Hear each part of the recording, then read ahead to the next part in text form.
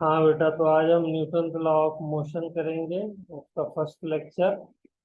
तो न्यूटन साहब ने ये 1642 से 1727 तक दिया था। ठीक है। और इसके अंदर हमने अभी तक काइनेमेटिक्स पढ़ा है। अब हम डायनेमिक्स पढ़ेंगे। काइनेमेटिक्स और डायनेमिक्स दोनों से मिल करके मैकेनिक्स बनता है। काइनेमेटिक्स जो है वो सिर्फ हमको बॉडी की पोजीशन के बारे में, उसके मोशन के बारे में बताता है। लेकिन मोशन किस वजह से हुआ, उसके मोशन में चेंज क्यों आया, उसकी पोजीशन में चेंज क्या है, ये सब चीजें नहीं बताता। ये हमें कौन बताता है? ये डायनेमिक्स बताता है। डायनेमिक्स मतलब फोर्स जो लगता है उसको बताता है। फिर उसके बाद फोर्स कितने टाइप के होते हैं? कि चार फंडामेंटल फोर्स होते हैं। ग्रेविटेशनल फोर्स जो हम जानते हैं, इलेक्ट्रोमैग्नेटिक फोर्स जो हम जानते हैं, न्यूक्लियर फोर्स जो न्यूक्लियस के अंदर एग्जिस्ट करता है। ठीक है ना। ये हम लोग डिटेल में पूरे पूरे चैप्टर 12 में पढ़ेंगे। वीक न्यूक्लियर फोर्स भी न्यूक्लियस में होता है। ये डिपेंड करता है, अगर न्यूक्लियॉन्स जो है यानी न्यूट्रॉन प्रोटॉन जो है वो 10⁻⁻16 मीटर पे है तो स्ट्रॉन्ग न्यूक्लियर फोर्स लगेगा। और 10⁻⁻16 मीटर पे आ गए हैं वो, यानी और करीब आ गए हैं, तो क्या हो जाएगा? वीक न्यूक्लियर फोर्स लगेगा। अगर हम इनका मैग्नीट्यूड वाइज कंपेयर करें, अगर ग्रेविटेशनल फोर्स को हम एक यूनिट मान लें, एक न्यूटन मान लें, तो इलेक्ट्रोमैग्नेटिक फोर्स जो होता है वो 10⁻37 न्यूटन होता है। यानी इतना डिफरेंस है। और स्ट्रॉन्ग न्यूक्लियर फोर्स इलेक्ट्रोमैग्नेटिक से भी 100 टाइम ज्यादा होता है। यानी ये हो जाएगा 10⁻39 time comparing to gravitational. Weak nuclear force नाम से ही वीक है, तो ये जो होता है वो 10⁻25 टाइम्स हो जाता है न्यूटन। फिर उसके बाद यहाँ पे हमने इसके अंदर डिस्कस किया कि जो है वो ग्रेविटेशनल फोर्स किसी बॉडी पे लगता है तो उसका पेयर क्यों नहीं नजर आता है। कुछ बच्चों का क्वेश्चन था, तो बेटा वो मैंने यहाँ समझाया कि देखिए, ग्रेविटेशनल फोर्स अर्थ ने लगाया मास एम के ऊपर, एम जी नीचे की तरफ। तो अब इसका पेयर कहाँ है? क्योंकि एक्शन रिएक्शन पेयर होता है हमेशा, न्यूटन थर्ड लॉ यही कहता है। तो इसका पेयर बेटा जो दूसरा होता है ग्रेविटेशनल फोर्स का, वो अर्थ के ऊपर लगता है। वो देखिए एफ ई जो हमने नीचे शो किया, और ये अपोजिट डायरेक्शन में लगते हैं, मैग्नीट्यूड इनका इक्वल होगा। अब हम ये इसलिए नहीं दिखाते हैं कि हमको बॉडी ऑब्जर्वेशन में होती है, स्टडी में होती है। अर्थ को तो हम स्टडी कर नहीं रहे थे, इसलिए खाली हम उसको दिखाते हैं, वरना ये एग्जिस्ट करती है। और ये हमेशा जो एक्शन रिएक्शन पेयर जो होता है, ये पेयर में एग्जिस्ट करता है। और ये अपोजिट डायरेक्शन में लगता है, इसका मैग्नीट्यूड सेम होता है, और इनका जो है नेचर सेम होता है। ठीक है, जैसे इलेक्ट्रोस्टैटिक वाला है, तो यहाँ पे जो फोर्स लगेगा चार्जेस के बीच में, चार्जेस की वजह से, ये इलेक्ट्रोस्टैटिक फोर्स होगा। सेम जो है वो नेचर हो गया दोनों का, चाहे इसके ऊपर लगे पहले वाले चार्ज के ऊपर, चाहे दूसरे वाले पे लगे। और डायरेक्शन अपोजिट होगा, नेचर सेम होगा, मैग्नीट्यूड सेम होगा। अगर इनका मास है तो ग्रेविटेशनल फोर्स भी लगेगा।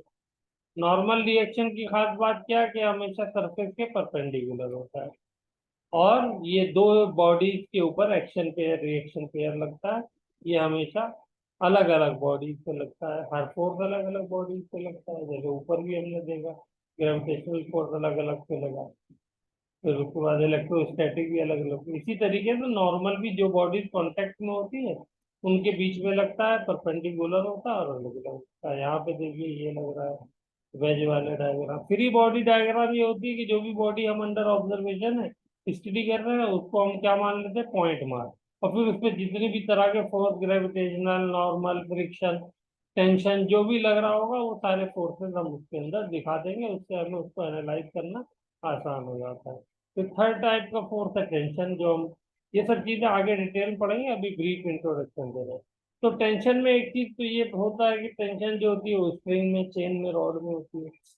दूसरा जो है वो टेंशन जो होती है वो स्प्रिंग जो हम लोग लेते हैं, चेन रॉड लेते हैं हमारे यहाँ जो सिलेबस में है, तो वो मास लेस होगी, फ्रिक्शन लेस होगी, और अनस्ट्रेचेबल होगी। ठीक है ना। तो ये है। और टेंशन की एक और प्रॉपर्टी है कि अगर स्प्रिंग सेम है तो टेंशन सेम होगी। ओके। फिर ये सब हमने डायग्राम जो है वो शो किए हैं। इसमें देखिए स्प्रिंग अलग तो टेंशन अलग, यहाँ पे भी स्प्रिंग अलग तो टेंशन अलग, यहाँ पे भी स्प्रिंग अलग तो टेंशन अलग। तो ये हो गया हमारा। तो उसके बाद हमारा ये नेक्स्ट टॉपिक है, to define the physical state of a body we require only velocity. ठीक है, इससे हमें पता चल जाता है अगर वेलोसिटी जीरो है तो हम क्या देखते हैं, बॉडी रेस्ट है। वेलोसिटी कांस्टेंट है तो हम क्या देंगे, बॉडी यूनिफॉर्म मोशन है। और वेलोसिटी अगर चेंज हो रही है तो हम क्या देंगे कि वेलोसिटी एक्सेलरेशन है। ठीक है ना। तो इन दोनों पहली कंडीशन में क्या होता है, no net force is required, कोई नेट फोर्स रिक्वायर्ड नहीं। ठीक है, क्योंकि बॉडी यूनिफॉर्म मोशन में है तब भी कोई फोर्स रिक्वायर्ड नहीं है, और रेस्ट में है तो भी कोई फोर्स रिक्वायर्ड नहीं है, तो इसलिए no net force is required to तक to keep the body in that state. ठीक है, हाँ अगर हम स्टेट चेंज करनी है तो फिर हमें कोई कॉज चाहिए होगा, और वो कॉज क्या होगा, वो फोर्स होगा। तो अब हमें जब हमारा नेट फोर्स क्या होना चाहिए, जीरो होना चाहिए। ठीक है, लेकिन जब कोई बॉडी की स्टेट आप चेंज करना चाहते हो तो वो बॉडी जो है वो अपनी उस स्टेट को चेंज होने को रेजिस्ट करती है, चेंज नहीं होने देना चाहती। तो इस प्रॉपर्टी को बॉडी की हम लोग इनर्शिया कहते हैं। ठीक है, क्या कहा मैंने कि बॉडी अपनी स्टेट को चेंज नहीं करना चाहती है, वो रेस्ट पे है तो रेस्ट में रहना चाहती है। अगर यूनिफॉर्म मोशन से चल रही तो यूनिफॉर्म मोशन में रहना चाहती है। आप उसको क्या कर रहे हैं, रेस्ट से मोशन में ला रहे हैं, या मोशन से उसको और मोशन में चेंज कर रहे हैं, या उसके डायरेक्शन में चेंज कर रहे हैं। तो आप उसके इनर्शिया को चेंज कर रहे हैं, आप उसके अंदर एक इनहेरेंट जो प्रॉपर्टी है इनर्शिया उसको चेंज कर रहे हैं। ठीक है ना, उसकी स्टेट को चेंज कर रहा है। तो इसी को जो रजिस्ट करने वाला उसके अंदर एक मटेरियल है, अंदर उसकी एक कैपेसिटी है, टेंडेंसी है, उसी को हम क्या कहते हैं, बॉडी का इनर्शिया कहते हैं। ठीक है, तो opposition of change in state is called inertia. तो ये इसकी सिंपल सी डेफिनेशन है, property of a body due to which it opposes the cause of change in its state of the body. और इनर्शिया कॉमन सेंस की बात है कि समझ में आता है कि डायरेक्टली प्रोपोर्शनल मास को, कब हल्की बॉडी है उसको आप बहुत आसानी से उसकी पोजीशन चेंज कर देंगे, स्टेट चेंज कर देंगे। भारी बॉडी होगी तो उसकी स्टेट चेंज करने में आपके तोते उड़ जाएंगे। तो इसलिए क्यों, क्योंकि उसका इनर्शिया बहुत ज्यादा है, बहुत ज्यादा है, यानी उसकी रेजिस्टेंस पावर अपनी स्टेट को चेंज करने में बहुत ज्यादा है, तो इसलिए वो नहीं चेंज होना चाहिए। तो चेंज इन स्टेट, तो change in state of rest, ये इनर्शिया ऑफ रेस्ट कहलाता है। अगर रेस्ट में आप उसको मोशन में लाना चाह रहे हैं, change in state of uniform motion, यानी यूनिफॉर्म स्पीड से चल रही है, यूनिफॉर्म सेम डायरेक्शन में भी जा रही है, तो यूनिफॉर्म मोशन होगा। अब आप उसका डायरेक्शन चेंज करने चाहें या स्पीड को घटाना बढ़ाना चाहें तो ये भी इनर्शिया ऑफ मोशन हो गया या इनर्शिया ऑफ डायरेक्शन हो गया। ठीक है ना, लेकिन इनर्शिया की क्या खास बात है, ये डायमेंशन लेस क्वांटिटी है। ठीक है, जब कोई डायमेंशन नहीं है तो इसलिए ये फिजिकल क्वांटिटी भी नहीं है। ठीक है ना, क्योंकि फिजिकल क्वांटिटी का मतलब आप उसका कोई मेजरमेंट हो सके, कोई मेजर कर सके। अब यहाँ कोई मेजर तो आप कर नहीं सकते। ठीक है ना, तो कैन नॉट बी मेजर, इसलिए ये फिजिकल क्वांटिटी। हाँ, ये कंपेयर किया जा सकता है, जैसे हम कहें कि भाई ये बच्चा जो है ज्यादा सुंदर है या ज्यादा शरीफ है, तो या शरीफ है, तो हम ये शराफत, ये एक इनहेरेंट प्रॉपर्टी है, ये मतलब इसकी कोई वो नहीं है, मेजरमेंट नहीं है, क्या कंपैरिजन होता है। हाँ देखो ये फला बच्चों से, फला ग्रुप के बच्चों से ज्यादा सही है, अपने मोहल्ले के बच्चों से ज्यादा सही है, अपने क्लास के बच्चों से ज्यादा सही है। ठीक है, तो ये कंपेयर, तो उसी तरीके से इनर्शिया भी एक कंपेरिजन वाली प्रॉपर्टी। फिर ये एग्जांपल है इनर्शिया के। देखिए यहाँ पे बुलेट हमने एक मारी और एक बॉल फेंकी, तो बुलेट क्या करती है, बुलेट जो है वो एक छेद करके निकल जाती है। गिलास है ये हमारा स्क्वायर शेप में, इसमें छेद करके निकल गई। और बाकी जो है वो कुछ चीज कोई डैमेज नहीं हुआ गिलास के अंदर। लेकिन वही जब आप बॉल मारते हो तो वो पूरा गिलास को चकनाचूर कर देती है। तो ऐसा क्यों होता है? ऐसा इसलिए होता है कि बुलेट का टाइम ऑफ कांटेक्ट बहुत ही इनफाइनाइटली स्मॉल होता है। वो इतनी तेजी से जहां पर टच में आता है गिलास के, वहां के पार्टिकल्स को अपने मोशन की वजह से, अपने फोर्स की वजह से वहां के पार्टिकल्स को हटा देता है, मूव करा देता है, उनको मोमेंटम दे देता है। वो इतना कम टाइम में होता है कि बगल वाले पार्टिकल को पता ही नहीं चलता कि क्या हो गया पड़ोस में। जबकि ये बॉल जो होती है बहुत टाइम लेती है, जाती है, समझ लिया कि जाके चिपक गई गिलास से और उसे हिला रही है। उसके एक एक मॉलिक्यूल को उसने क्या किया है, रेस्ट से, मतलब वाइब्रेशन में ले आई है, इनर्शिया पैदा, उसके अंदर जो है मोशन पैदा कर दिया है, और वो पूरा गिलास टूट जाता है।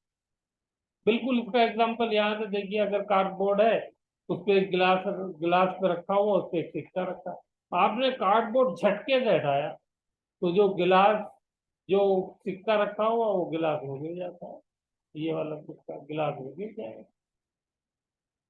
क्यों? क्योंकि आपने इतना स्पीड से चेंज लाए हैं, कार्डबोर्ड हटाया, कि ये जो इनर्शिया जो अपने आप को, अपनी पोजीशन को, अपने स्टेट को चेंज नहीं होने देना चाहता, उसने अपने आप को चेंज नहीं होने दिया, क्योंकि बहुत ही इनफाइनाइटली स्मॉल टाइम के लिए उसके ऊपर जो है फोर्स लगा था, जो आपने कार्डबोर्ड हटाया।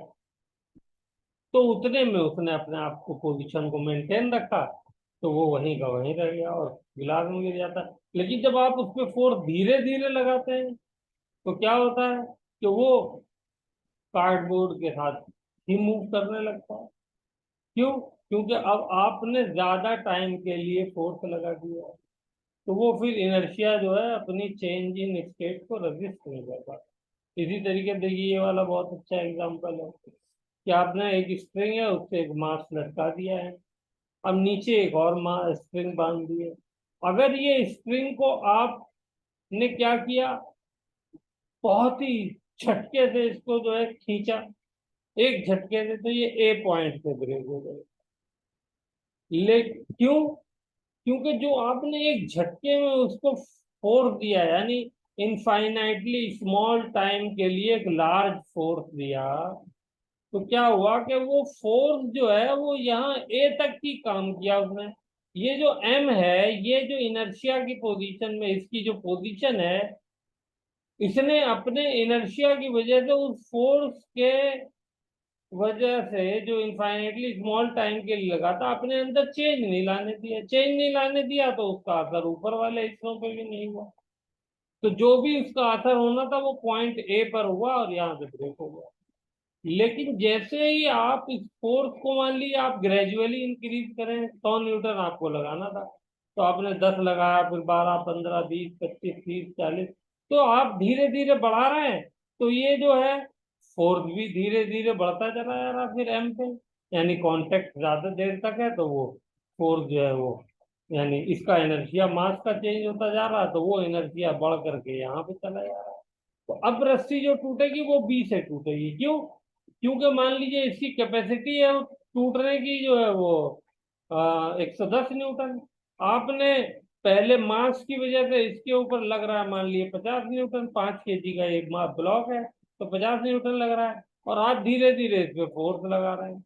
जब धीरे धीरे फोर्स लगा रहे हैं तो ये फोर्स पूरा का पूरा इनर्शिया, अब ये बांस जो है अपने इनर्शिया की वजह से इसमें, मतलब रजिस्ट तो कर रहा है, लेकिन वो फिर भी ट्रांसफर हो जा रहा है, क्योंकि टाइम ऑफ कांटेक्ट ज्यादा है। तो ये जो है फोर्स ऊपर भी ट्रांसफर हो जा रहा है। तो जैसे ही आप नीचे 60 न्यूटन लगाएंगे, 50 न्यूटन पहले से लग रहा है, तो बी पे 110 न्यूटन हो जाएगा, ये रस्सी टूट जाएगा। ठीक है ना? लेकिन पहले आपने जो है वो रस्सी की ब्रेकिंग का था 110 न्यूटन, वो 110 न्यूटन एक झटके से लगाया, तो वो यहाँ से ब्रेक हो गई, ऊपर जा ही नहीं पाई, क्योंकि मास ने जो है वो क्या किया, इनर्शिया की वजह से उस चेंज को अपोज किया। अब यही एग्जांपल यहाँ पे दिया हुआ कि आप एक ट्रेन में बैठे हैं, रेस्ट में हैं, एकदम से ट्रेन चल गई। जब एकदम से ट्रेन चलती है तो क्या होता है, आपकी बॉडी रेस्ट में थी और ट्रेन आगे बढ़ गई। तो आपका पैर तो आगे बढ़ जाता है क्योंकि ट्रेन पैर जो है कांटेक्ट में है ट्रेन के सरफेस से, लेकिन बॉडी तो अभी रेस्ट में थी, ऊपर वाला पूरा पार्ट तो ये पीछे की तरफ झुक जाती है। ठीक है ना, यहाँ पे रेस्ट में। इसी तरीके से ये एग्जांपल है कि आप मान लिया ट्रेन में बैठे हैं ऊपर की सीट पे, और वेलोसिटी वी से ट्रेन चल रही है। तो आप ट्रेन में बैठे हैं तो आप भी वेलोसिटी वी से चल रहे हैं, आपके हाथ में मान लीजिए कोई कॉइन है, वो भी वी वेलोसिटी वी से ही चलेगा। और आप उसको छोड़ देंगे तब भी वो वेलोसिटी वी से ही चल रहा होगा, क्योंकि आपने जब इसको छोड़ा है तो उसकी वेलोसिटी तो वी थी ना, तो वो वी से ही चल रहा होगा।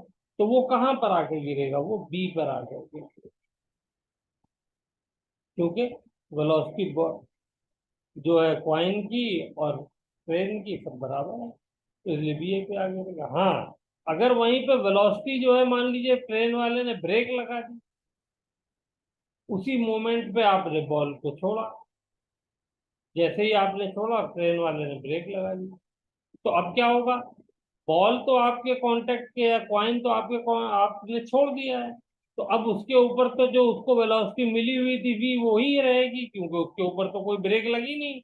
और आपकी ट्रेन पे ब्रेक लग गई है तो वो रह जाएगी पीछे, और कॉइन निकल जाएगा आगे, तो इस बार वो सी पॉइंट पे आ जाएगा। और वहीं उसी पॉइंट पे अगर मान लीजिए वो एक्सेलरेशन बढ़ा दे, एक्सीलीटर दबा दे, और आपने छोड़ा था कॉइन को, तो क्या हो जाएगा, तो कॉइन की स्पीड तो वही रहेगी क्योंकि आपने वी वेलोसिटी पे छोड़ा, और ट्रेन वाले ने क्या किया, एक्सीलीटर दबा दिया, तो ट्रेन की वेलोसिटी बढ़ गई। तो इस बार क्या हो जाएगा, ट्रेन का डिब्बा आगे निकल जाएगा, कॉइन रह जाएगा पीछे, तो वो आकर के ए पोजीशन पे गिरेगा। उसका देखिए ये एक बहुत अच्छा एग्जांपल है स्प्रिंग फोर्स वाला। इसमें क्या होता है, सॉरी, ये वाला, आप एक कार के अंदर मान लीजिए बैठे हैं, जा रहे हैं,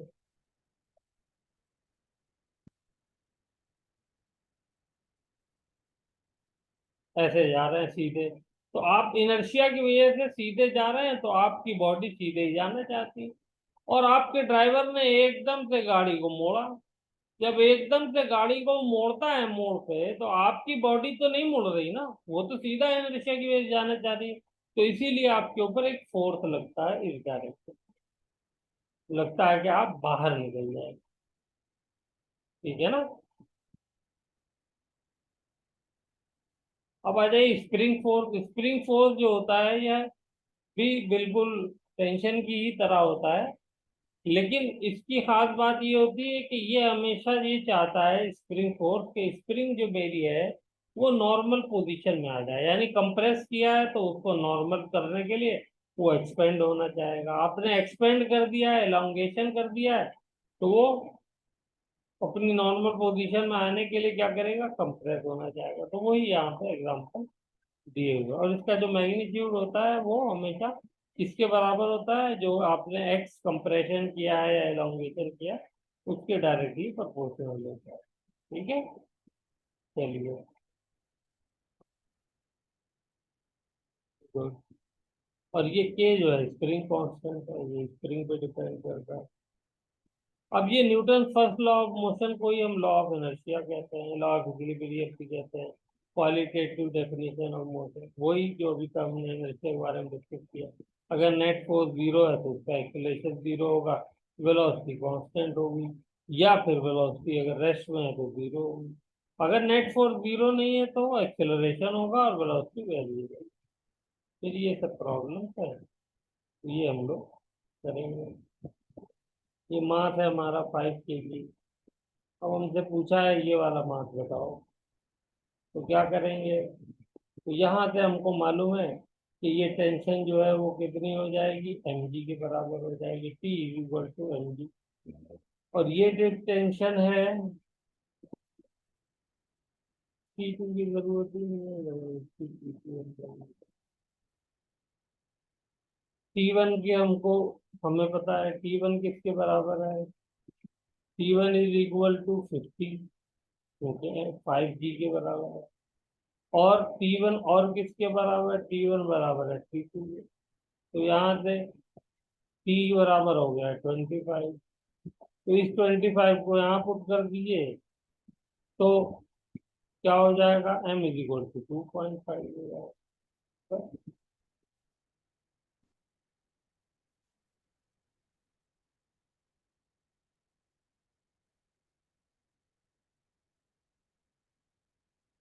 ठीक है, चलिए। सिमिलरली ये वाला केस भी आप देखिए, बड़ा अच्छा है। फ्लैंक पे एक आदमी खड़ा हुआ है और उसने स्प्रिंग पे इतना फोर्स लगा रहा है कि ये फ्लैंक जो है इक्विलिब्रियम में है, बैलेंस है ना, नीचे जा रहा है ना ऊपर जा रहा है। तो इसने कितना फोर्स लगाया हुआ है, ये हमें निकालना है।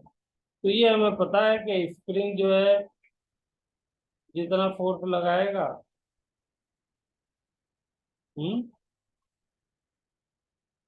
तो उतनी ही टेंशन इसके अंदर पैदा होगी। ये हो गया।